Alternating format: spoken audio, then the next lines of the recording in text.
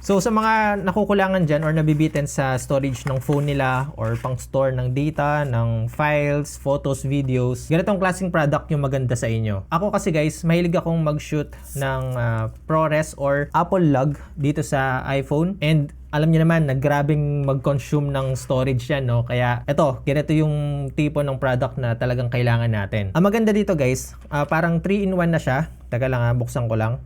So, SSD enclosure nga siya, meaning pwede tayong maglagay ng SSD dito, M.2 na 2230 and 2242. At the same time, pwede rin tayong gumamit ng SD card and micro SD card kasi meron siyang slot dito. Mas prefer ko to kaysa yung, alam nyo yun, yung SSD enclosure lang kasi gumagamit ako ng SD card and micro SD card. So, in case na meron akong kailangan dito sa card na to or dito, pwede ko silang magamit. At the same time, MagSafe or magnetic nga siya. Ibig sabihin guys, build talaga siya for mobile use. Meron siyang kasamang ganitong cable para sasaksak lang natin siya dyan and sa device natin. Sobrang minimalist lang, sobrang simple lang gamitin. At the same time, malaking tulong sa atin no, kapag nabibitin tayo sa storage. Or yun nga, for me, kung gagamitin ko yung ProRes or yung Apple log na itong iPhone 15 Pro Max.